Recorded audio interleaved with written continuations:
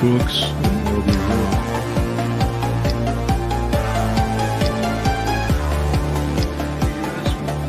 Go ahead, Win. I mean, it can be done either way, where you're... I just...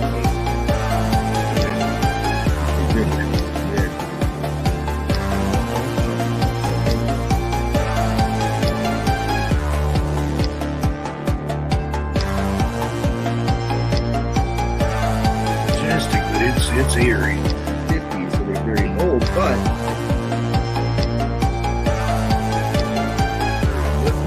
go out and take that. So trees are 40 foot high to the ground. Down through Fayette County and come through. Raining has such a whatever because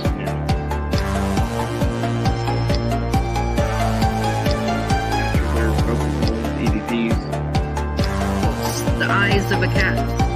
Who knows what they're... Witch doctor, usually there.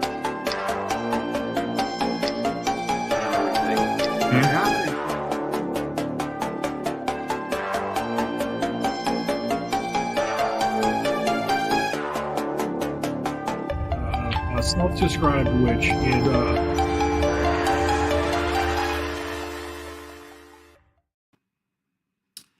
Hey folks, good evening and welcome to another episode of Phantoms of Monsters Radio, where we explore the strange and the unexplained. I'm your host, Lon Strickler, and thanks for joining me this evening.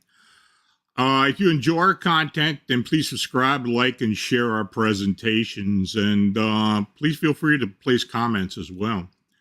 Super Chat is active during the show, so please show your support for Phantoms of Monsters Radio by clicking the dollar icon underneath the chat. Also, support the channel by clicking Super Thanks icon and the Buy Me a Coffee link. Your consideration is very much needed and appreciated. So we got a pretty large group here for this roundtable, and let me start off by introducing Max Hawthorne, who is an American author and screenwriter, referred to as the Prince of Paleo Fiction. He is best known for his Cronus Rising series of sci-fi suspense thrillers, which have garnered both Book of the Year and People's Choice Awards. He is the Amazon #1 bestseller author of the cryptid research book Monsters and Marine Mysteries, as well as Memoirs of a Gym Rat, an outrageous expose of health club industry, and children's book I Want a Tyrannosaurus for Christmas. He has been interviewed by both Washington Post and Fangoria magazine, has appeared on QVC, Spaced Out Radio, Coast to Coast AM, and in a Tribe Called Quest rap video, I Left My Wallet in El Segundo. In addition to being a bestseller novelist, he is a singer-songwriter, avocational paleontologist, cryptid researcher, IGFA world record holder, angler, and voting member of the Authors Guild. Max is an avid sportsman and conservationist. And Ron Murphy, the cryptid guru, is with us tonight. He has been investigating the stuff of nightmares for over 30 years. He has delved deeply into the shadows to shed light on the things that go bump in the night and meticulously researched the historical and psychological context of myths and legends from all around the world. Ron seeks to uncover the archetypal precedent for monsters that haunt our collective thoughts. In 2018, Ron also wrote On Aquatic Monsters of the Great Lakes, an investigation into the legends and sightings of unknown animals. Kenney W. Irish, otherwise known as the Cryptopunkologist, is an author, hardcore punk musician, and sales marketing professional. Originally from the northern parts of Vermont, he has recently relocated to the beautiful Adirondack area of upstate New York. He has lifelong love of folklore, legends, monsters, and UFO stories.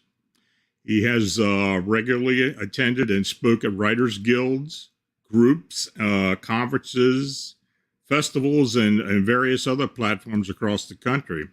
He has a passion for writing young readers' chapters books.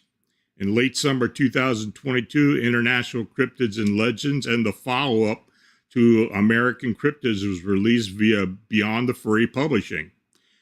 He's also an explorer of the New York for the New York Bigfoot Society. Kenney has appeared on numerous radio shows and podcasts, including Coast to Coast AM. He has filmed in several documentaries scheduled to broadcast in the near future. And Steve Kulls, otherwise known as the Squatch Detective, former professional investigator and private investigator, lends his 18 years of experience to the Bigfoot mystery and cryptids.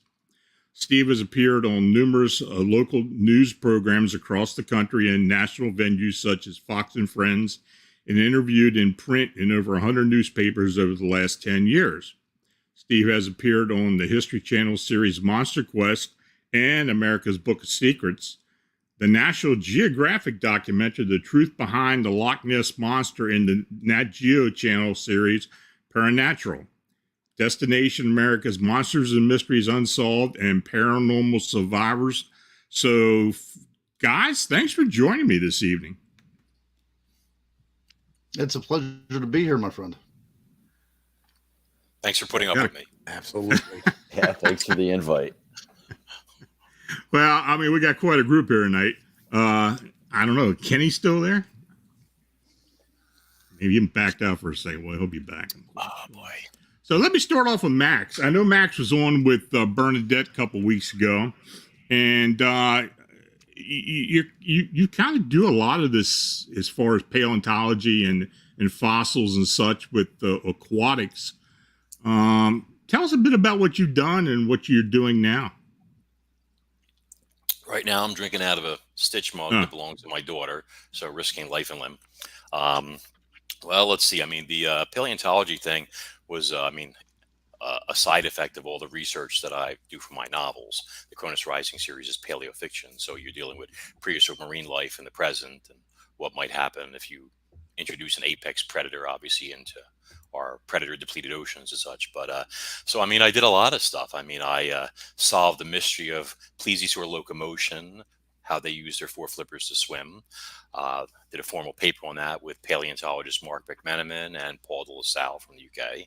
I did a lot of work on, I guess, solving the mystery of why plesiosaurs had such long necks, all sorts of stuff, a lot of megalodon research, you name it, I've been doing it, besides writing books and screenplays and all that stuff and videos, and it's a hectic thing.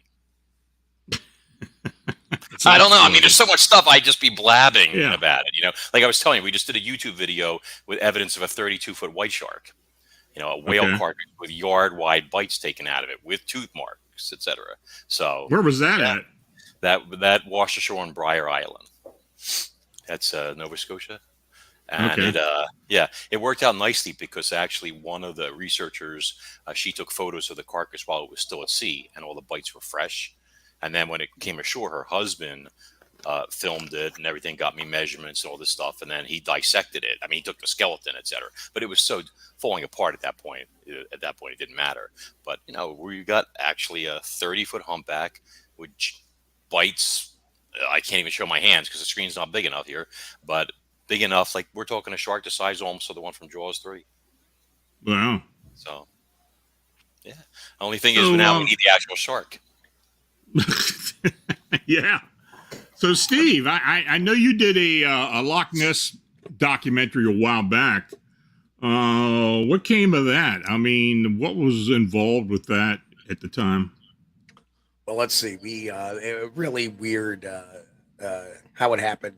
The director of the program was actually the director of my Monster Quest episode. And he thought, hey, I was such a strong, presence during the Monster Quest that he wanted me to go out and lead a team in Loch Ness for the Nat Geo channel. So we had talked in September of the previous year, 2010, and we were going to film in 2011. So got sent out there, and we were going to have side scan sonar. We were going to have a couple of marine biologists come with us. We had a captain of a boat that was very familiar with the area, and we had a dive team as well to go in and start looking around Urquhart Castle, which is that famous castle you see in the In Search of scene there, when they say lake monsters or Loch Ness. So spent 9 days out there. I think 6.5 days was spent always on the water. Hours and hours on the water, looking for things, making observations. I managed to debunk a hoax while I was there, as well as talk to a couple of really good, strong witnesses as well, and one not so good witness. So, you're going to get those. Yep. We actually had a polygrapher by the name of David Bird, been with Scotland Yard for 35 years and had become really an international polygrapher, giving polygraph exams. And at the time he was coming to do this, he had just came off of putting a Belgian serial killer on the box, because the Belgian government called him in to interview the guy to see if he was telling the truth about other murders.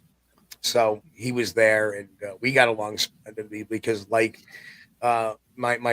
background is in forensic interviewing, and speaking with him, there's a lot of similarities that, in the build up to a polygraph exam, the polygrapher will interview the subject they're going to speak with, and basically use a little psychology on them as well to build up the reputation of the machine. So it was just quite a learning experience, and some of the observations I made there was quite a learning experience. And I definitely came away with a better understanding of what it was and what it wasn't. Great.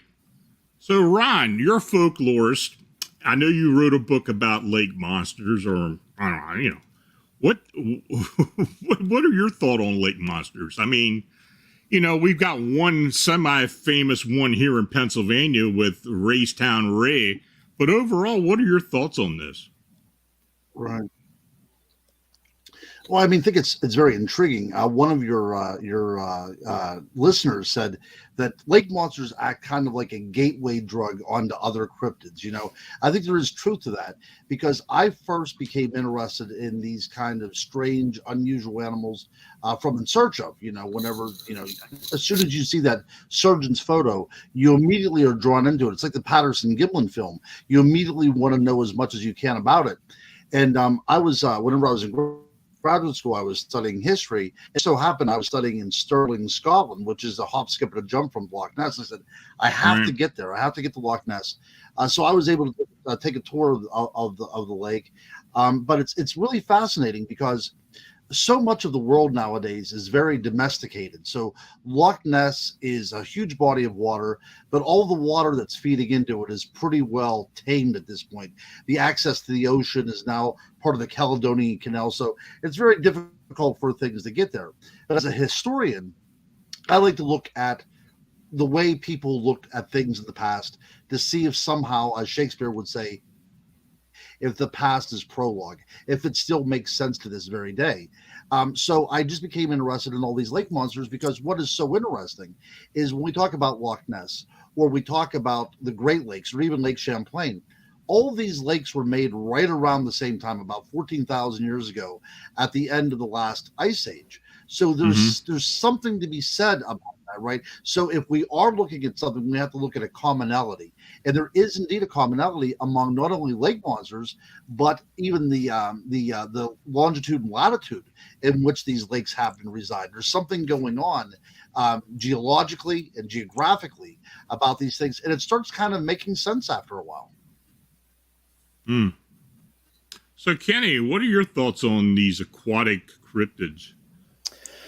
Well, it's funny because a lot of people who I talk to and know me see me kind of as like a Bigfoot guy, but in reality, my first love was Champ, being a big lover of Godzilla. And when I was about 4 years old, I had somebody say to me, when I was living in northern Vermont that Godzilla lived in Lake Champlain. And that's kind of when I kind of went from like the Godzilla, King Kong, Incredible Hulk. Okay, well, it's just on TV to, hey, there might be something real, about what's going on here. So, I mean, out of all the cryptids, that people talk about and sightings all across the world, I mean, something that would be, I'd say maybe more relevant. I don't even want to use the word relevant, but something that I could see being more realistic is something that's living in the water, that's down underneath, that burrows its way down. I mean, and kind of like what when Ron was talking earlier today, or earlier a few minutes ago, about just the magnitude of years and years and thousands of years of people seeing different creatures in the water, not being able to understand what they are, and a lot of bodies of water that are separated now, at one point in time actually being connected, like with Lake Champlain, that used to be part of the Atlantic Ocean, and then the Mile High glaciers came in, there was a separation, now it's a freshwater lake. There's speculation that something got trapped in it, and it no longer exists now, but there were sightings, and now people are seeing things. But yeah, I don't know about that. A lot of people talk about the large sturgeons that are in Lake Champlain, and that's what a lot of people are seeing. But I don't know. There's a lot of credible people that still to this day are claiming sightings. I like we mentioned, I live in New York now, and Lake George is a smaller lake that's just north of like Albany, New York. And there was a hoax of a lake monster. They called her Georgie. And it turned out to be a hoax. It wasn't real, but yet there's still people coming in from out of state that had never heard of such a creature that still to this day are reporting sightings. So I don't know. I mean, it's definitely plausible, even in these smaller bodies of water, that something does exist. Something's burrowing down underneath and hiding, and then showing itself from time to time. Yeah, if I could piggyback just what Kenney had said there. Go ahead. Yeah, so it's interesting because even though it was a hoax, people were still drawn to it, weren't they? There's a belief and a plausibility whenever you deal with bodies of water. The same way Lon said at the very beginning, in Pennsylvania, we have Raystown Lake, and Raystown reside in there. The whole problem is, though, it's a man-made lake. So it wasn't like connected to anything. This is a man-made lake, but people still believe it simply because its water could be lurking down there, like you said, Kenney. Like, what could be burrowed in the depths of this place that we simply do not know? So there's that plausibility throughout this entire thing. We talk about this. For instance, I got interested in the Great Lakes monsters. What led me to write a book is that I was invited to the Americon up to St. Marie, and I was on a panel with Linda Godfrey and Lauren Coleman, and I started to hear a lot of Native American reports of, hey, did you hear about this story that happened in this lake? And I started to compile all these things. And Kenney, like you had said, for 1,000 years, people have had these stories about something that looks very similar to what we would call the Loch Ness Monster or Lake Champlain. It's part of our humanity, and it seems to be really connected to these lakes that formed about 14,000 years ago. I have a Loch Ness question, actually. Is that okay? Sure. Okay. Can we pull up that picture of the 1972 Flipper photo? I sent it to him. Yeah, I think Vincent will get it up there. I know which one you're talking about. Yeah, it's like greenish and everything like that. Do you think that's a compelling picture? I mean, please you, sir, or do you think that it may very... No, I believe that Nessie is sightings of either Wells catfish or sturgeon. Like Adrian Shine had said that he believes they migrate in and out of the loch, and that would make sense. I've looked at some of the sonar hits and stuff, and when you see the large reading, it's always around spawning fish. I mean, in Pennsylvania, like places I've been, like Tinicum and stuff like that, you'll see like when minnows are spawning and stuff, I mean, hundreds of thousands of them, huge channel cats will just swim in there and just swim around with their mouths open like a whale shark or a whale feeding on plankton and gorge themselves. you know, and it would make sense if a big predator like a whales or a sturgeon would want an Mhm. easy meal like that. You know, these smaller fish, what's in there, I don't have the list in front of me, but there's like trout and all sorts of other stuff like that, that they would be so busy into reproduction that the predator can just come in and gorge itself. But that we need the flipper one, although I inverted it, as you'll see. Can he, Vincent, you're going to pull that up? let's see, it's Yeah, the top it's left. the whole way to the upper left. That one there. Now, no, one the other way. The Go back. previous one. Awesome. There you go. Thank you. So now this is actually inverted 180 degrees, which apparently Darren Naish said the original was. So this is how it originally was filmed. And if you look at the retouched one at the bottom, which is the real photo, and not this one that was altered, to me, this looks like, you see that ridge curling there with the shading under it? That to me looks like the flank of a sturgeon. It does. See, Yep. It has that curving body. It has the ridges there, the dermal scutes on there, and possibly even a fin if you see it on the bottom right there. Now, if he pulls up the sturgeon photo, which is right next to it, I don't know if you can get both at the same time. You see There that? it is. So to me, I think what they filmed was a sturgeon. And they said that this reading was like 2.4 meters, something like that, which is an average size sturgeon.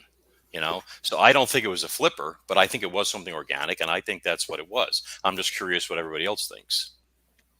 Well, it was, from what I've understood too, it was very common for a seal or two to get into the lock as well through the Caledonian Canal. And sometimes what their thought is some of that, the ungulation people see sometimes is maybe a seal that gets through. But I myself, do subscribe. I went away thinking it was probably likely a sturgeon myself. And the other thing too is there is so much, the one thing that lake gets is easterly winds and westerly winds. I mean, that's why, you can start off the day at 40 degrees. By midday, it's 75. An hour later, it's down to 40 again. An hour and a half later, it's up to 65. It's really some real weird weather, but what that does is it causes some strange ripple effects on that lock. So, and the debris, can give the appearance. I actually took some picture of debris just going by I happen to have the pleasure of staying right there on the lock at Elduri Castle. And so I had a view of that lake even when I wasn't on the boat. And you would see things floating down through the lock back and forth. And you would think that it was something other than debris. So very, very fascinating stuff. And my only point is that if somebody is not familiar, say they're driving along the roads along the lock, because that's where a lot of the sightings happen. If you're not used to seeing that kind of stuff on the lock, you could be driving along and say, oh my God, I just saw a lock. I think there's so many of the historical sightings though that scream Wells catfish to me. I mean, like the very first one, you remember where this thing dragged somebody under, and then it was coming back, and a priest told it to go away or whatever, and all that. I mean, this is going back hundreds of years ago. Saint Columba. Yeah. So Jeremy Wade did Columbia specials on Wells catfish, and these girls had been attacked by a Wells because they were swimming near where their nest was, their eggs. After they, and they protect their eggs, and they grabbed the girl by the leg and they yanked her under. They have that big mouth, and they don't have much teeth, but they bruise and pull. If something big grabs you and pulls you under the water, you're going to be terrified. And that sounds to me like a Wells protecting its nesting site from somebody swimming by. I mean, over and over, people, they saw one on the shore, Nessie. It was like 2 meters long. It had antennas, which would be whiskers. Okay. And then it flopped around and it went back in the water. I mean, so many of these sightings sound like Wells catfish, which are stocked all over Europe. I mean, my friend's son catches 6-footers in England all the time. So I didn't even know they were. I didn't even know they were in Loch Ness. To be quite honest with you, I didn't know they were even in there. There's no proof that they're in there yet. Although, I said, Adrian Shine has said he believes that the big ones come in there, migrate in and out of the loch. Okay. But I'm saying if they're all over the UK, why wouldn't they be in Loch Ness? And I mean, when it comes to sonar, these fish, except at night, they like to hide under logs and on overhangs and stuff like that. You're not even going to see them on sonar. They just sit there and chill. That's what they do. But these things that show up where they're not supposed to show up. I mean, nothing tells these, different things that, hey, you know what, you're not supposed to be here, you're not supposed to be there. They find a way. They just kind of follow it through. Like Steve, I don't know if you remember this, but I saw something where like there was a big piece of ice or something going down like the Hudson River near New York, and there was a seal on it. Oh, you remember that? Wow. Vaguely, yeah. Yeah. And I mean, that was only like 5-6 years ago, I think. So it's like nobody's telling, these creatures, hey, you know what, you're not supposed to be here. So, they're just kind of making their way through. And I do think that, there's a lot of misidentifications, and there's things that people see that they're not used to seeing, and they believe it to be this or that. But like I said, a seal going down the Hudson River in New York, I mean, that shouldn't happen, but nobody told the seal that. So yeah, we had a beluga whale in the Delaware River a few years back. Absolutely. And they had a seal drop by underneath the railroad bridge just north of the Dunn Memorial Bridge, and he was hanging out there and got quite a gathering of all the Albany people, all the Albany citizens, because when do you get to see a seal? Well, not only that, like, I know it obviously isn't an aquatic creature, but 2 years ago, running down Main Street in Albany, there was a bear. So I mean, again, nobody, these animals don't know to not go to these areas. Obviously, nobody was like, oh, look, there's a Bigfoot running around in Albany. There was no misidentification, but very well, sometimes I think that's where some of these things come from. Is again something being somewhere where it's not supposed to be, but something that is legit. Especially I'm down. I used to live down in Maryland. I'm down on the bay a lot, and all the stuff that drifts in that bay. I mean, we've had manatee come in there, belugas, huge makos come in there. So yeah, absolutely. I mean, these things do tend to show up where they're not supposed to. There have even been manatees up in Boston Harbor. So these things do get to where they're not really supposed to be. Well, and as far as like Loch Ness too, just like Lake Champlain, I mean, at one point in time, well, I believe it still is, but at one point in time, wasn't it all like part of like the ocean as well? I could be wrong, but you mentioned Lake Champlain. I think they're probably, I think the St. Lawrence is hooked into Champlain, maybe in aquifers or underneath caverns and stuff. I think that's entirely possible. Yeah. I mean, the thing is I always say when it comes to the Earth, I mean, we talk about, the Earth is covered with water, except for where, land is, but land, in my opinion, they're just kind of like little islands, and there's water underneath it. So, I mean, everything's somehow connected, but obviously, you've got like, fresh water. Well, how does, if it's connected to the ocean, how does it, maintain being fresh? Well, the Earth does an amazing filtration on its own. Right. But I don't know. I just see, as land as just little islands, and with how much water is covering the Earth, it's all connected one way or another. Whether it's fresh water, salt water, or whatever, it's all touching one way or another. Just to answer that question, Loch Ness was not connected to the Atlantic Ocean. It was actually carved out by a glacier. Okay. And it wasn't connected to the Atlantic Ocean until the Caledonian Canal was built. And in some places, the loch is actually deeper than the Atlantic Ocean seafloor. Wasn't it frozen also for a while? But I can't personally vouch for that. Not quite that old yet. Yeah. Yeah, the state fossil of Vermont. The state fossil is a beluga whale because it was found on the banks of the Lake Champlain. Yeah, it was that they were building the. So railroad. we do know that it was open to the ocean. Yeah. Yep. Yeah, so we do know that it was open to the ocean, and also we know around Loch Ness there have been plenty of fossils of aquatic animals discovered within the shell and the rock layers around Loch Ness. So. Everything was interconnected at one time.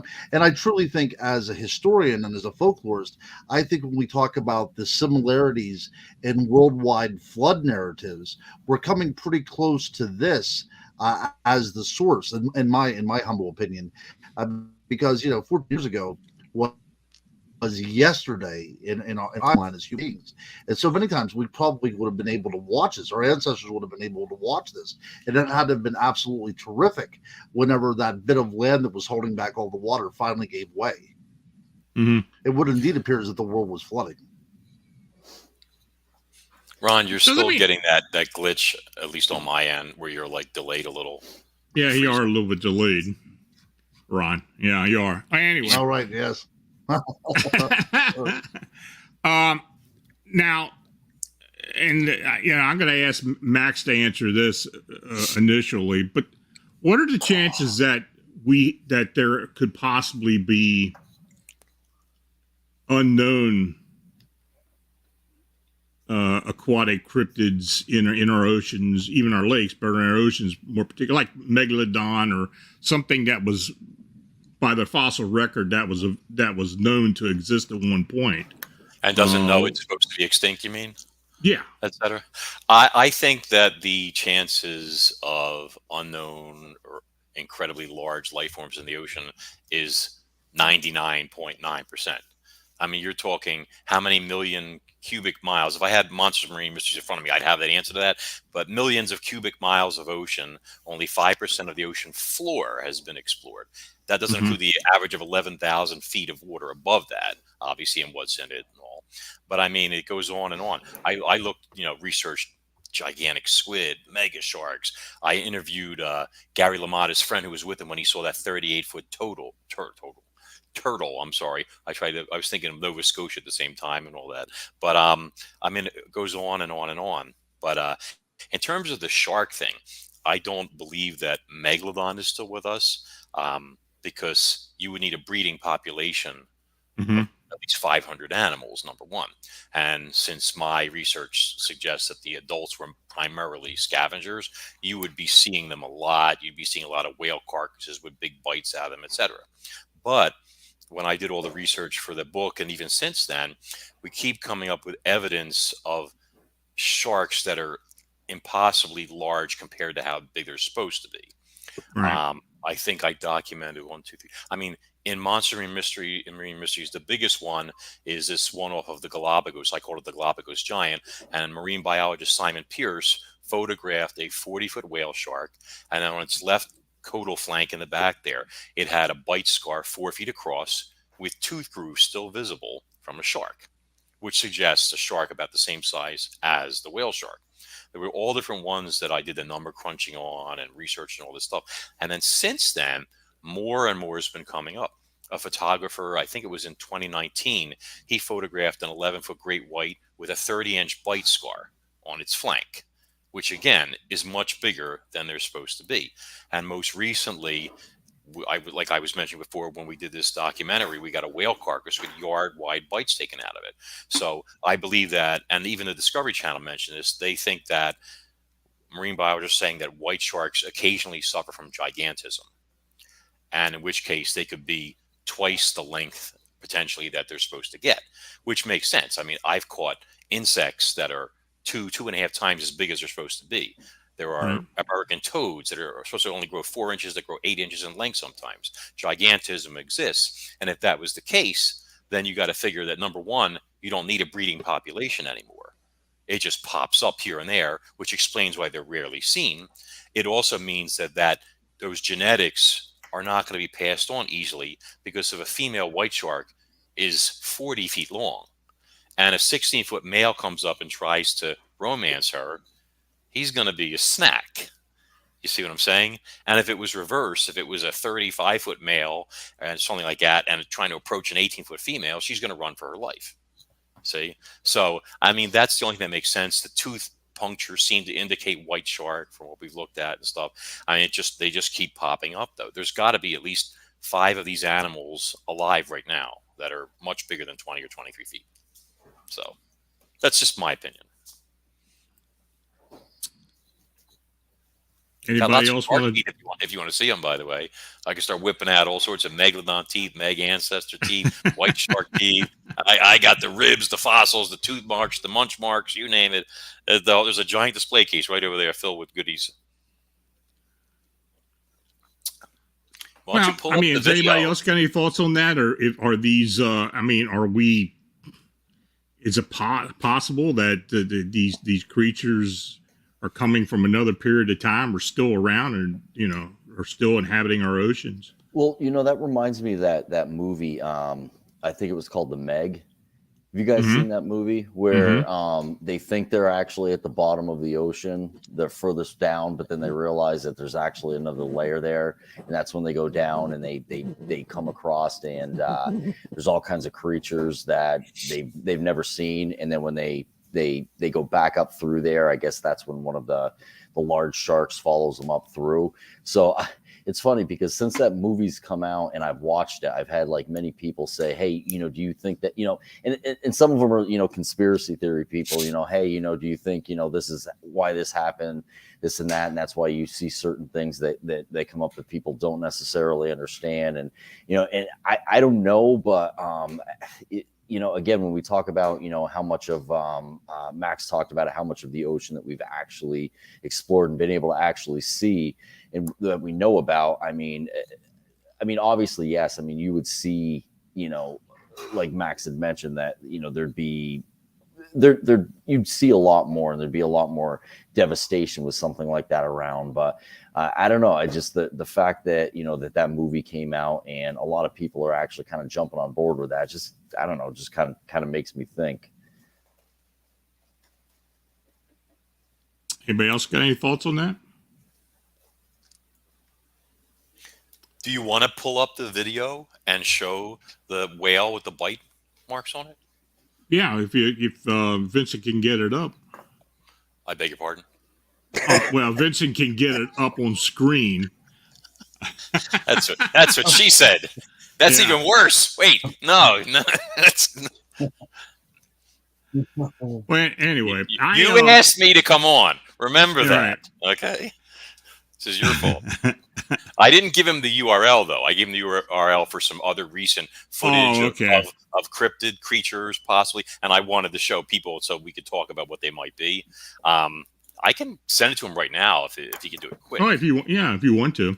I had mentioned earlier about Raystown Ray, and we've had some people wanting to know what Raystown Ray is. I first of all, I'm going to kind of get into it. I know Ron can chime in on this, but Raystown Ray was the upper Juniata River that was dammed off back in, I think, maybe the 70s by the Army Corps of Engineers. They built a huge dam there. And, since that has happened, I think the dam itself is a depth of like 120 foot. It's pretty deep. But people have said they have seen this huge aquatic creature similar to what people are seeing in Loch Ness or, that type of shape at Raystown Lake. Now, how it got in there, I have no idea. I have talked to several of these people over the years. I have, I know Stan Gordon has talked to a few witnesses. I've talked to people who have worked at the lake. I know there was an investigation there years ago and I think it was probably the Paranormal Files who did the investigation, where they thought it was very possible what people were seeing could actually be in the lake. How, I don't know. But that's something I wanted to ask. And Ron, if you've got anything to add to that, please do. Yeah, I think it was Paranormal Fact or Fate, because there was a famous picture of Raystown Ray. So one of my theories, from a cryptozoological point of view, is we talk about elementals, that certain types of spirits are attached to certain areas. So the idea, I know somebody in the chat room was talking about like mermaids. Mermaids, whenever we think of them, we typically think of the ocean. But I spoke with somebody who claims that they saw a mermaid in a man-made lake outside of Reno, Nevada. So it seems, as I said, things are drawn to them. Is it possible that there is something inherent within the natural world and what some people call, elementals, a water elemental, a woods elemental, all these different kind of creatures that are associated with a particular biome? Is it possible there's an intelligence energy out there that manifests itself as different things at different times? Because it seems as that should not have these creatures in them are certainly showing something's there. These people, even if there is misidentification going on, they're definitely not lying about it. They're seeing something that should not be there. And it's an interesting theory to think about as well too, because when all kind of naturalistic theories run out, you kind of have to look for the more of the woo, as it were, looking for more kind of speculative ideas. But that's one that I came up, and it's not like throwing your hands up in the air. It's like one of those things. Why hasn't there been a Bigfoot captured on a film that's not blurry? And you think that at the end of the day, could we be talking about some sort of energy that inhabits certain areas around the world? Well, I had Nick Redfern on with me once, and he swears that he believes that Nessie is actually a supernatural being. I mean, yeah. So we don't really have to go supernatural. See, that's the thing as well too, because whenever we start talking about supernatural, we think that it's like above the realm of right. naturalism, and it might be something that's very natural. People have talked about fairies for thousands of years, and places like Loch Ness, that area around there, very close to that area, was a very famous fairy hotspot called Aberfoyle, which is very, very close to Loch Ness. And not only that, but Loch Ness, that area also has a lot of UFO sightings as well. So it seems that something strange is going up there. Also, the Grey Man is said to linger up in the Scottish Highlands as well too. So it's Ben kind McDouey. yeah, absolutely. Yeah. So when we talk about certain areas of the world, we talk about, the idea of like the Chestnut Ridge, and we talk about there are certain areas around the world that seem to be a hotspot for these kind of things. And if I could just one more thing, fish belly over there on the comment, because this is one of my favorite things. Spring and the early dolphin migration up the Susquehanna will start soon. So I do want to point this one thing out. Whenever I was writing my book on mermaids, there was a mermaid sighting in the Susquehanna River, of all places. A very lucid fisherman reported seeing a mermaid. Now, of course, the zoologists claimed that it probably was a seal that made it up there. But like we all had talked about before, this is still part of the cryptozoology. Animals that are out of place, the things that shouldn't be there. This is all very interesting things to study. So I think Vincent has the video ready to queue up. So go ahead and do that, Vincent.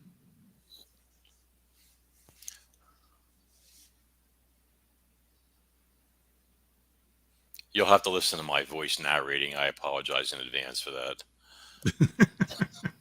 As if I wasn't talking too much already. I try to get him to around the point where we were trying to crunch the numbers in terms of the size of this. Because what had happened is earlier, the video is 22 or 24 minutes long. Right. So here, does it have the thing, the narration? Okay, so that mess to the left, there was a group of like 5 bites. And my guy, Jess Tudor, had actually went and measured that, but the carcass had shifted. It wasn't in the position you see now. When he went back then a few days later, it was different. So that mess of bites on the left there was 52 inches across. So we're trying to get the size for the one on the far right. So the narration's not there, but basically what happened is this frame here was useful because I was able to take the measurement of that boot, crunch the numbers for the size of the bite there, and get that as a 20-inch yardstick, basically, in terms of size. So you'll see then, it's kind of boring without the talking and everything. See, yeah, he can't get the sound file to come up. It's on YouTube, but oh well. Yeah. For whatever reason, he can't get it. Is it going to keep playing? It seems to be frozen. Yeah. Well, anyway, but thanks for putting that up, Vincent. So, is there anything you want to add to that, Max? Well, no, I'm just saying is that huge bite over to the right there Right. is actually over a yard across.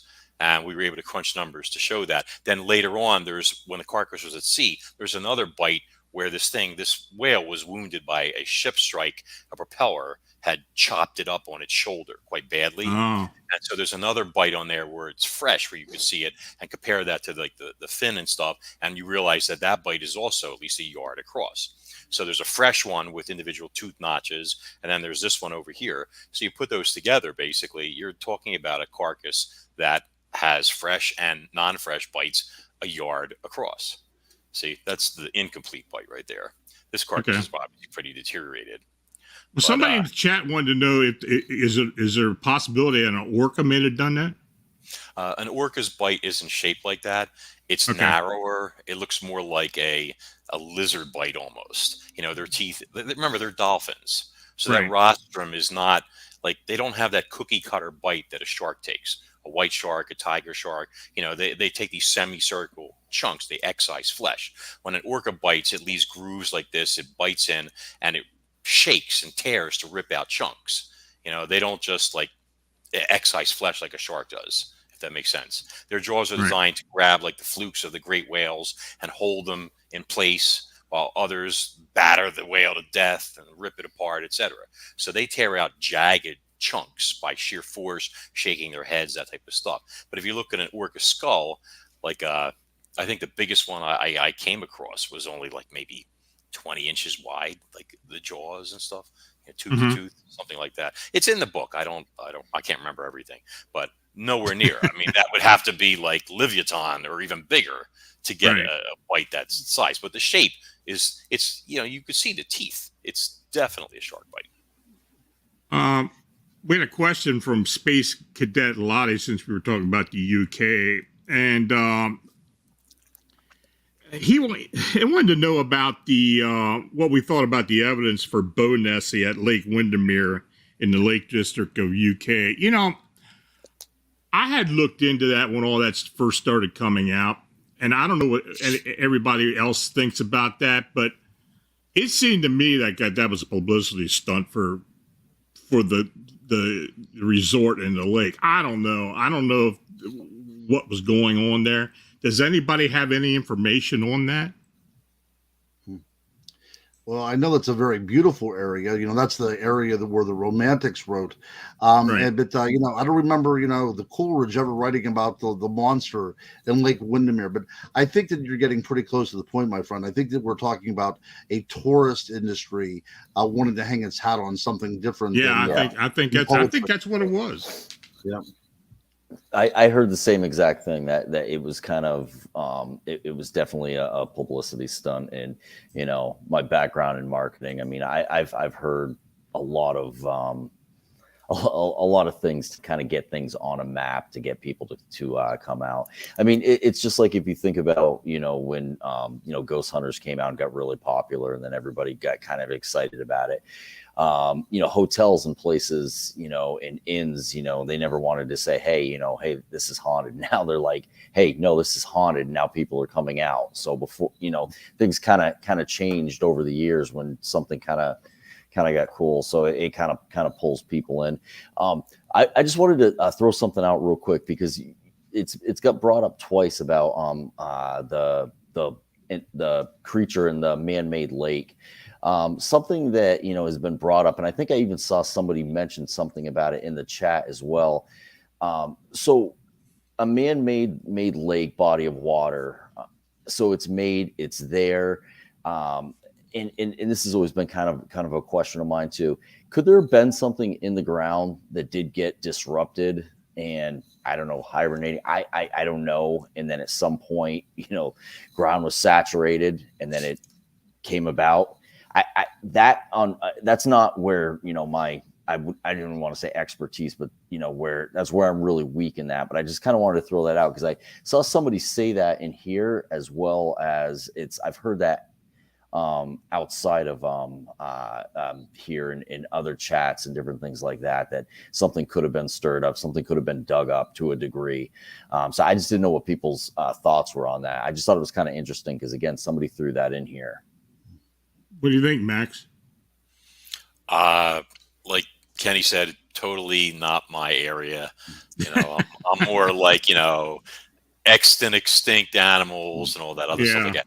But to answer that other person's question about the orca thing, if you can get him to pull the video back up at 19:53, like 19 minutes and 53 seconds, there's a great color shot of the fresh carcass with this giant bite on it, where you can see the individual teeth, like notches on one side, which will show you it's definitely not an orca, because orca's teeth are not rounding, following a round mouth, if that makes sense. You think he can do that, or is it too I don't know much? if he can or not. I don't know if he's able to do it or not. While he's queuing that up, I want to let you know that in Africa, there is a particular type of lungfish that can vary itself, and sometimes over a year until water comes, and then it kind of sea monkeys itself back into life again. So I guess that's not above the realm of possibility. And also, and they have frogs that do that also. Absolutely. Yeah. But the other thing that we have to consider too is a lot of times things get into the water from birds, bird droppings. They eat the eggs of something, then they go over. So, until we figure out what these creatures are, it could be, like you said there, Max, a giant sturgeon of some kind. We don't know what is getting into our lakes because so many weird things have been introduced into the world around us, invasive species. It could even have been a snakehead before snakeheads were popular. Yeah. Speaking of snakeheads. I know a lake in New Jersey that I am convinced, I put it in my book, this guy must have had a tropical fish tank and he dumped his fish in there, because I pulled a shad up out of the water. Okay, there it is right there. Now, it even circles it, but if you look on the right side of the bite there, you can see individual tooth curves, notches. Yeah. Their characteristic gouges the calling card of a gigantic shark. Precise measuring is, of course, impossible, but knowing that this was a humpback pushing 30 feet in length, and that their pectoral fins typically range from 25 to 30% of their length, that means that this female's flippers were anywhere from 7 to 9 feet long. Based on photographic studies, I've calculated an approximate 1 to 3.5 ratio of flipper width to length, which means that the flipper shown here is around 2 to 2.5 feet across. Taking force perspective and camera angle into account, this wound is likely a yard or more across. Most likely, as our mega shark closed to feed, it was attracted to the open wound. As shown on this diagram, that secondary bite would have ended up about here, right next to or even partially on top of the prop wound that fractured the whale's right scapula. The chopped up start where it was like hamburger on the left side was where the propeller wounded this whale. But anyway. Do you think a great white could have done that? You think one could have got that big? Well, I mean, I've collected enough evidence. Either, if it's not a white shark, the only other possibility is Ototus chubutensis, which was the megalodon's most recent ancestor. They split off. I don't know how many millions of years ago, and they actually swam the seas together for many millions of years. And it grew up to 40 feet in length. I mean, I could show you a chubutensis tooth right now, but its teeth were more like a great white. It didn't have those bone chisel maxillary teeth in the front like megalodon does. Its teeth were thinner, more triangular. The crowns more like a white shark's tooth. So if it's not a white shark, that would be your best bet. But again, we need a breeding population. And I would think that if there was 500 or more of these things swimming around, every time somebody says they've seen a 40-foot shark, it's a basking shark. Like, you see the videos, guys. Yeah, every time. Yeah, but I mean, it's like, look at the size of this shark, and it's a basking shark. But I'm 99% sure we've got some mutant white sharks out there that are getting, as we used to say in Brooklyn, stupid big. Like that kind of thing. So. I don't miss that town at all, let me tell you. No, sorry, boys, but no. Space Cadet Lottie asks, what are the panel's thoughts on the mysterious Lake Vostok?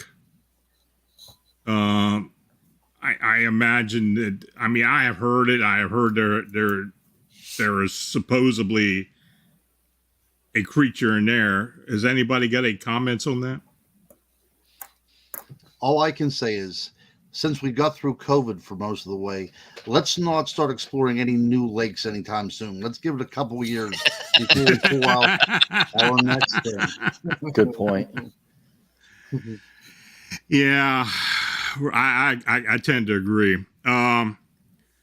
Lori Murday, have you guys ever looked into the stories of Monongahela monster? I have. Yeah, Yes. I know you have. So go Yes. ahead and tell us what you found out. Okay, so this goes back to, well, you can always say this is pre-European contact, but it comes down to us as Europeans telling us the story. So it's kind of a mix mash here. But anyways, there was a tradition among the Indians that lived along the Monongahela, right outside of Pittsburgh, as a matter of fact, that a creature was known to come up and steal deer from the banks, off the banks. So there's ways to look at this. Could it act as a boogeyman to keep their kids away, or were they coming on a natural blood animal? There's a couple ways to look at this.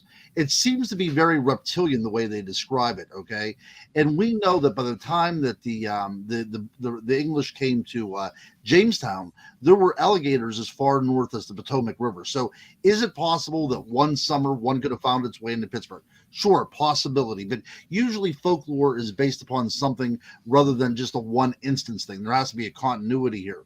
So the other best guesstimate that I can make is that we were dealing with an out-of-place bull shark that found its way up the Mississippi River into the Monongahela. And the reason why I say this is we know for a fact that in Alton, Illinois, a bull shark was caught 800 miles away from the ocean. And in my book on aquatic monsters of the Great Lakes, we know that in 1955 in Lake Michigan, a young boy was attacked by something that was called a shark attack. Some people believe it was a bull shark. My opinion, it was probably a muskellunge or some sort of pike or something like that. But they thought that it was relatively explicable to say that a bull shark actually attacked a young boy, Lake Michigan, 1955. So it's my opinion that bull sharks, I think bull sharks are one of these critters that can be a monster in anybody's eyes because they're predatory creature, they're aggressive, and seeing one in a lake or seeing something attacked in a lake could provide a whole bunch of different kind of monster stories. Well, there have been people who have seen bull sharks in the Ohio River, and I mean coming out, yeah, absolutely. I mean. Osmosis with them is like nothing. I mean, they get into fresh water and they start going. That's and right. They're pretty aggressive as well. So yeah, I that doesn't surprise me at all. Yes, that could be a very plausible explanation. Yeah, that's what I came up with because I studied it for a while because I like things, in our hometown area. I like to kind of, but its name is the Ugawa, but it sounds very close to Agua. So I think there's a lot of influence from the Spanish in there as well too. But it was an Indian tradition, and there was even reports of it showing up in places like West Virginia as well. Well, yeah, it goes right through there. So absolutely. Yep. Interesting. Well, wasn't it the shark attacks that inspired the movie Jaws happened in a stream in New Jersey? Absolutely. And I believe that was the bull shark as well. That was a bull shark. I think it was Matawan or something like that. Matawan, right. Yeah, 1912. I think that shark killed 2 or 3 kids, didn't it? It did. Yes, it did. Horribly. Yep.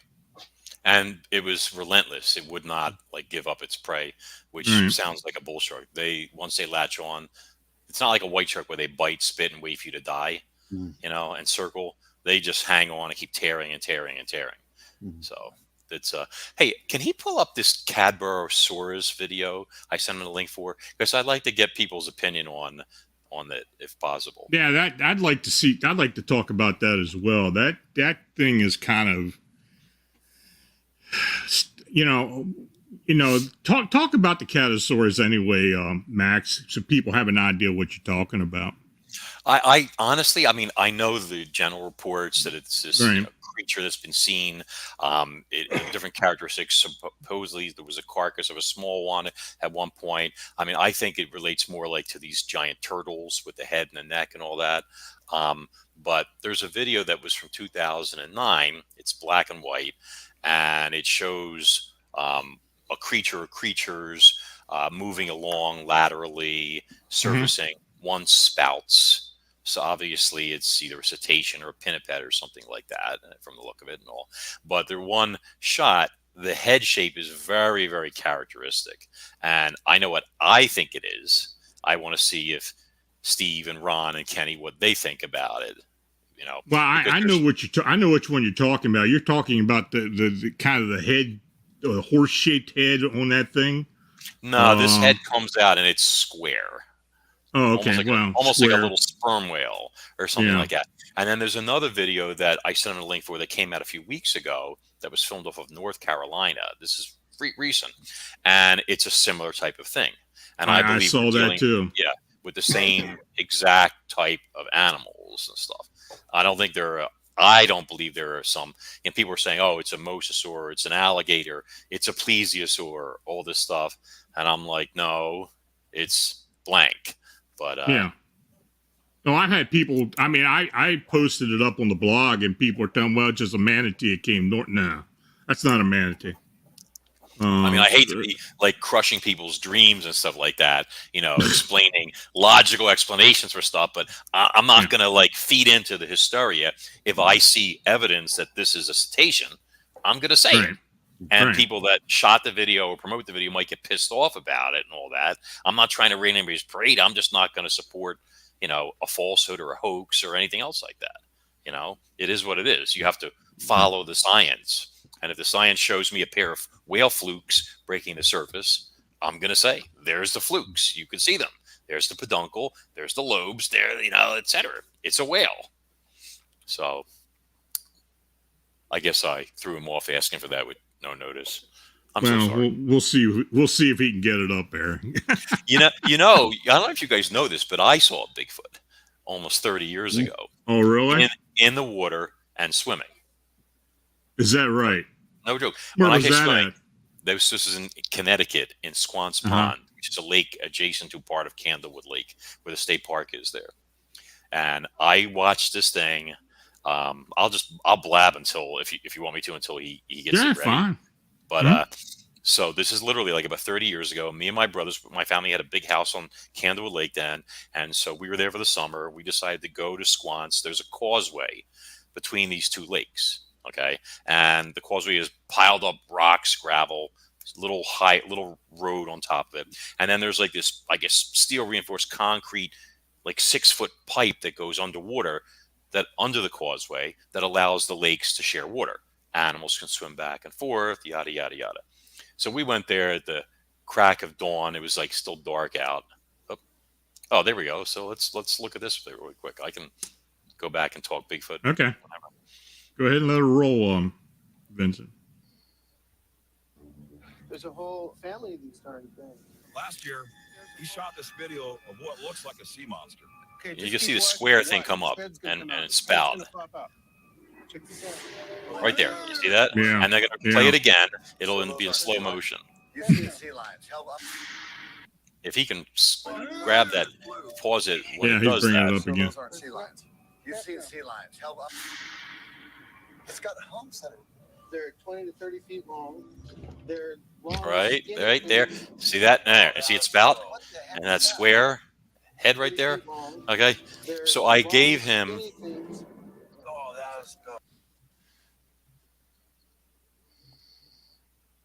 Oh, that was good. What the heck is that? So that, in my opinion, is the head of a male bottlenose whale.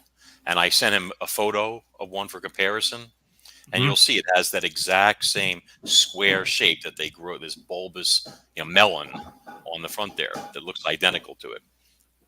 Do you think it was one or several? No, I think it's a pod.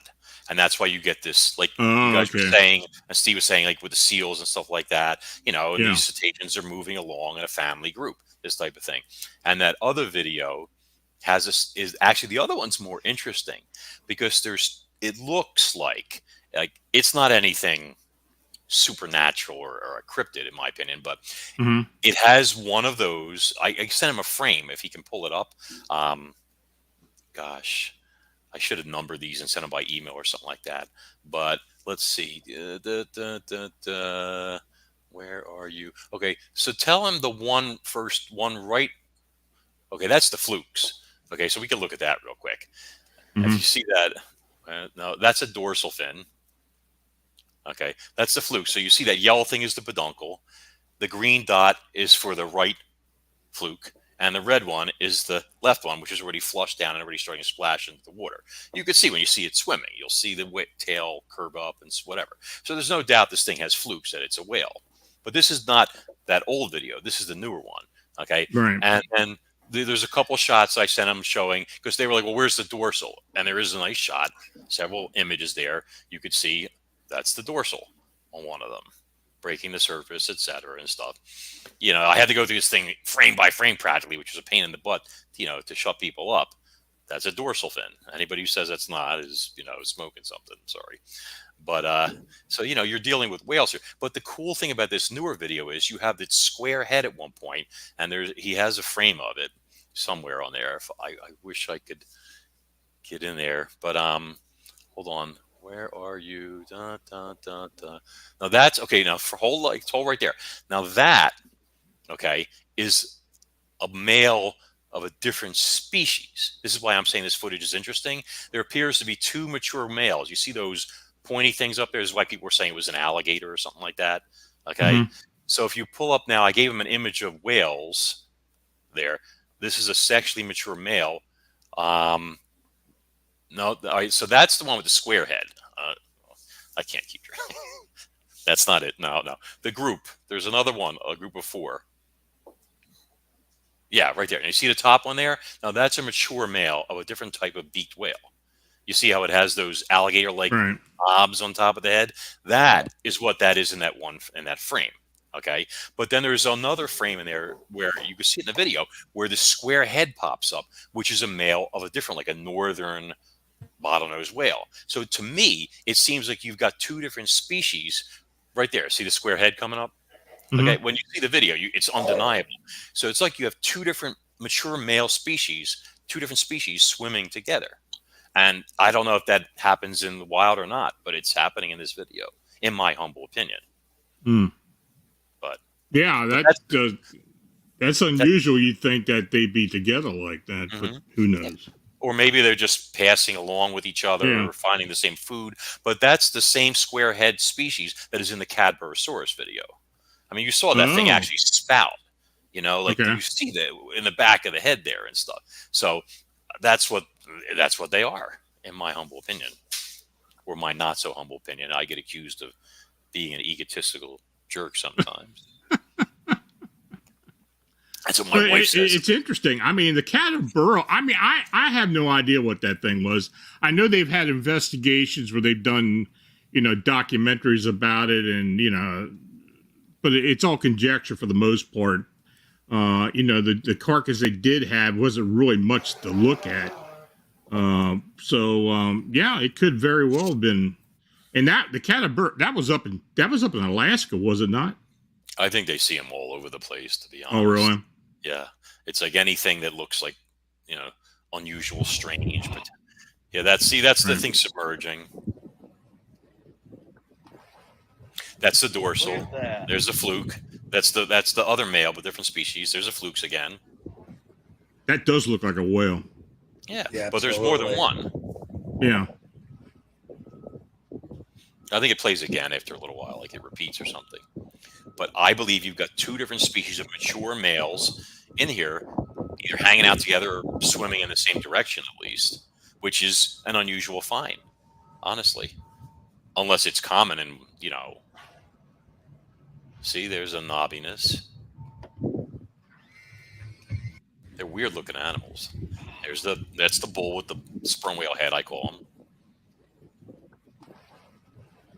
Look at that.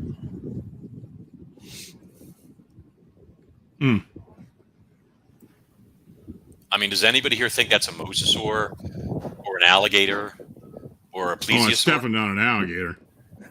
No, but I'm only seeing. You're saying two, but I'm only seeing where do you see two? Well, you have two different heads. So the one with the square head is an individual animal, and then the one that looks like an alligator, but that one is a different animal. You can't is it possible it may have turned or rolled and it's bringing its head up at an angle that's changing the look of the profile? Well, when you see it come up, like the melon breaks the surface there, and we're lateral to it, and then it just drops back down again. So, but that's not the same animal right there. I mean, would it be common for two different, I don't think so. Different species to like just swim next to each other like that? And I don't know. I mean, there's similar species. They're both bottlenoses, that type of thing. But so I mean, imagine they're similar in size, similar feeding habits, etc. You know, maybe they're, I don't know, desperate for company or something like that. I think that the melon head one is the very beginning, though. But I don't know if he can pop back or not. I just find it fascinating that if I'm right, see that right there, that can't be anything else but that melon. See, and then it's not the same animal. No other part of the body looks like that. And that's the other one, which is right next to it. Right. Right. See, that one's smaller, I think. The one that's a little further back, but it's also it has to be, according to what I've researched, a mature male with those knobs sticking up on its head like that. So I just find it fascinating. But I mean, I don't see a mosasaur. I don't see a plesiosaur. You know, I don't see an alligator. I see cetaceans. So, yeah. I mean, at first I agree with it. It looks cetaceous. It does. I mean, at first glance, looking at it, if you look at it quick, then you don't keep backing it up and analyzing it. You know, it kind of has that plesiosaurus if you see it quick. But you know, the more you break it down and you look at it, you can see the differences. But again, I can't see two. I can't see two different. It looks the same to me. I'll send you the link, or they'll send you the link, and you do. Yeah, and analyze it. Definitely. I'd love to hear, your feedback on it. Yeah, please do. I mean, I feel like, I think that's the same species as in the Cadborosaurus video. You know, that square head thing, that melon. But anyway, should I blab about the Bigfoot swimming, or will you sure? Tell us about the Bigfoot in the water. I'll try and give you the Cliff's Notes version without boring you.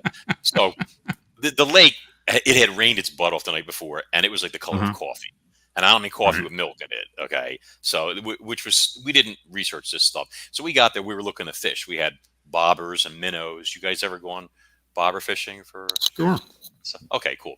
So we were sitting there for like 30 minutes, catching nothing. And then my two brothers decided they were going to climb, walk up the hill, cross over the causeway, go down the other side and fish the Candlewood side. Like I said, these two lakes are attached right there, okay, just separated by this thing. So I figured I'll be here by myself, and that's fine, and they'll turn on eventually, and I'll catch all the bass and whatever. We figured there would be crayfish because of all the rocks that are used to build this thing up, see? So that was the logic there. Unfortunately, when you have no visibility, shiners are not very useful unless a bass literally smacks into them practically. So the fishing sucked. Okay, so as it was gradually getting light, and this lake was like glass, there was nobody on the lake. There wasn't anybody. One side has a few houses on it. The other side is all state park and jungle, as I call it. And I mean, it's rough over there. But so after a while, I'm sitting on a bucket, and I see something pop up, I don't know, 150, 200 feet out, like a dark object, and then it goes under. And I'm like, oh, that was interesting. And then a few minutes later, it came up again. And I'm like, what is that? And it was, each time it went under, it would come up a little closer each time, like it was working its way towards me, but it was still fairly far. And then I started noticing as sun was coming up, it was kind of hairy, and it was like at a reddish brown color to it. So I thought, oh, it's a muskrat, because it was kind of round looking. And then it got a little closer. I'm like, no, that's too big to be a muskrat. I'm like, it's a beaver, like, a beaver's butt, that round part of them or back and all that, I'm like, no, that's not a beaver. I'm like, what is that? So now I stand up and I see this thing, and it comes up like this dome. And this thing's head was not like Patty's. It wasn't conical. It was round. just so we're clear on this, and covered with hair.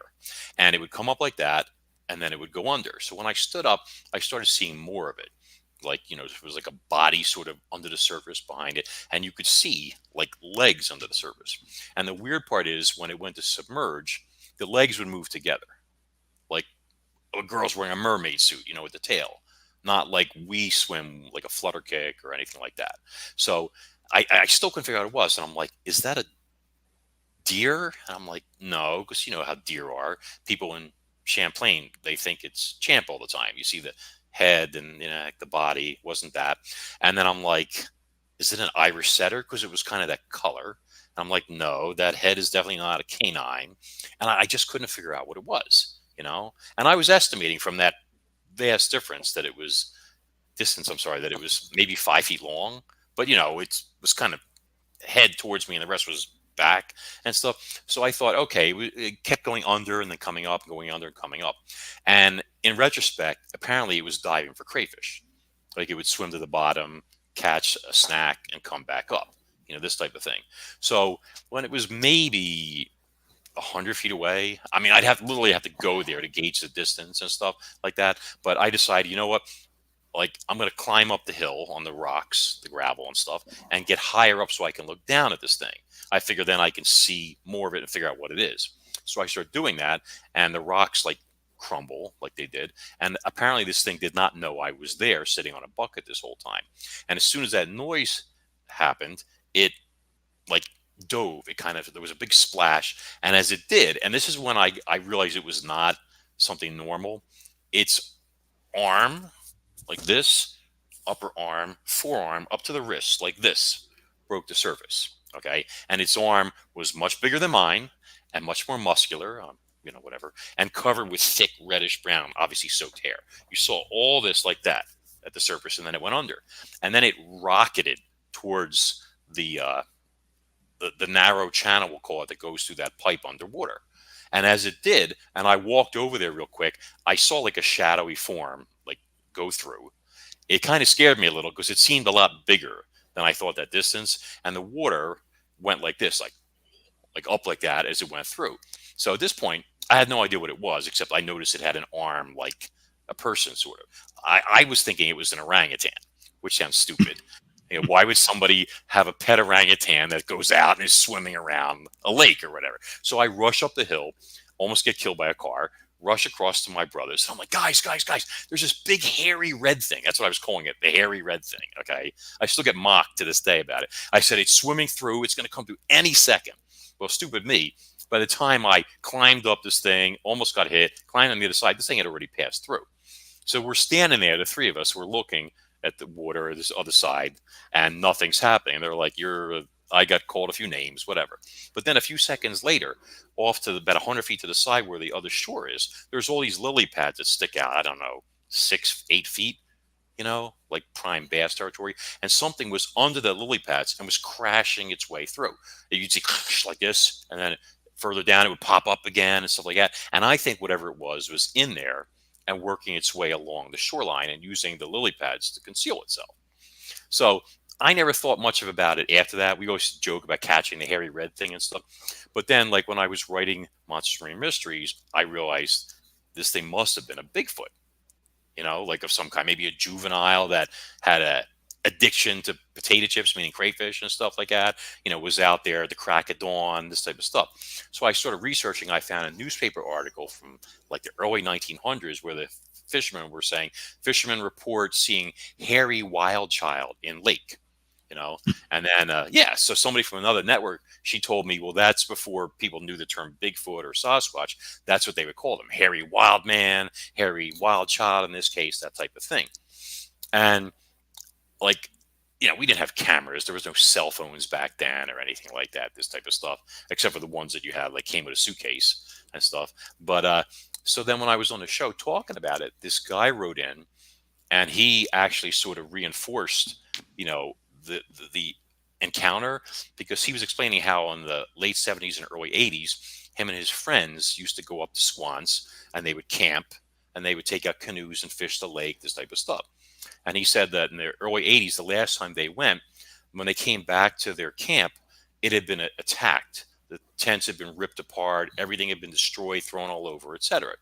So they thought it was, as he put it, drug-crazed hippies or something like that. Okay. So, yeah. So they didn't want to go there, back there. Then their other friends were like, hey, we're going. And he goes, no, we don't. We had a bad experience. He goes, watch out for the hippies. They were joking. So his other friends were on Squance on the state park side, where it's all mountainous and woody and all this other stuff. And they're canoeing along the sides of the edge of the lake. And then all of a sudden they hear some crashing as they approach a little clearing, as he called it. And this big buck comes rushing out of the woods, dives into the water right in front of their canoe, terrified, and swims for its life across the whole lake, which is quite a swim, by the way. And he said they heard something crashing in the brush following it, and it stopped just shy of the clearing and didn't come any further. And they thought maybe it was a hunter, which I would say it's ridiculous, because if you've ever been in there, that terrain, if you tried running through there, you're going to die. Break your leg, your neck, something like that. I mean, it is treacherous, slippery, like all sorts of stuff. You'd have to see it to believe it, right? But no person, you couldn't chase a deer anyway. But anyway, so whatever it was stayed there, and then it started throwing stuff at them for 15 minutes. Rocks, branches, twigs, all sorts of stuff. They were getting pelted and everything. And finally they were like, hey, a-hole, we're in a canoe, stop it. They said, then it stopped. And he said, after he heard me talking about it, he realized this sounded like Bigfoot was bothering them. And that's like primate behavior. I mean, these creatures are known to do that, correct? Mm-hmm. Like throw stuff at people. Yeah. Absolutely. So, I mean, that kind of made me feel good that I didn't imagine seeing this thing swimming, et cetera, and all that. But it's the same spot, same lake, et cetera. So, but anyway, one day when they're proven to exist, and by the way, I know somebody who saw a full color, non-fuzzy photo of one, by the way. I can't talk about it, but she was totally freaked out, hysterical about seeing the photo that somebody showed her and stuff. But when it is proven that they exist, and then somebody sees them swimming, they're going to be like, oh, look at that. They do swim with their legs together. See, Max wasn't a complete moron. Complete. Still partial. Well, guys, I'm going to go around the horn here. I want you to tell the folks how they get in contact with you, what projects you're doing, what you're involved with right now. I'll go ahead and start with Max. Oh gosh, I'm still blabbing. Okay, get in contact with me. No, please don't come to my house. Don't send me one of those 2-page letters about a typo in one of my books. I got one. Let's see. The last 2 books of mine that came out was this past year, which is Cronus Rising Purgatory, which is book 7 in the series, and a Christmas-themed horror thriller called The Sleigh. You can find either of these on my website, maxhawthorne.com, or on Amazon. If you guys want to check me out on Facebook, the group is Monsters and Marine Mysteries, which is easy to find. And that's about all I can tell you. Ron? Yes, sir. Yes. Okay. So I just got my book one. Yeah, I just got a book finished on Earthlights and mysterious and spook lights. I'm looking for a publisher right now. So I'm going to be shopping that here before long. And, just getting ready for the conference season to start up. Hopefully our paths cross again this year, Lon, at some point, and Steve and everybody else.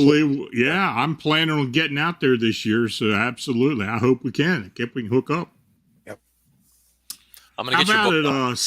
Steve, what's going on your neck of the woods? Oh God. I got a ton of stuff going on. If anybody's gone over to my YouTube channel, squatchtv.com, I've been pumping out a lot of material.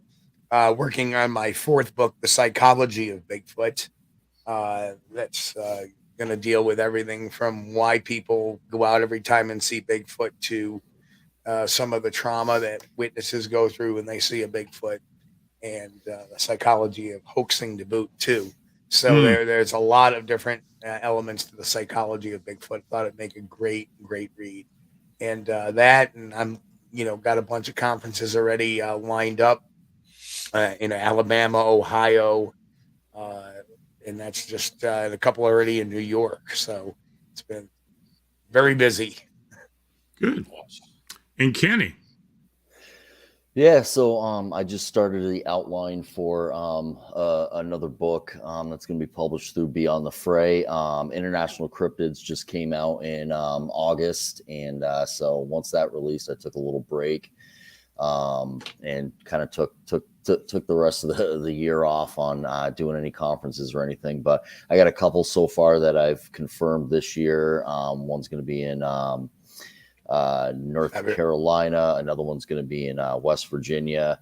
There'll be one coming up here in New York, as well as just some other things, some radio shows coming up, some more potential documentaries. So we'll see what happens. Just having a lot of fun with it, and looking forward to definitely getting back out there and getting on the conference tours, if you will. Well, guys, I want to thank you all for coming on. It was very interesting. Hope to have you all back again. And you all have a good weekend, and we'll be talking soon.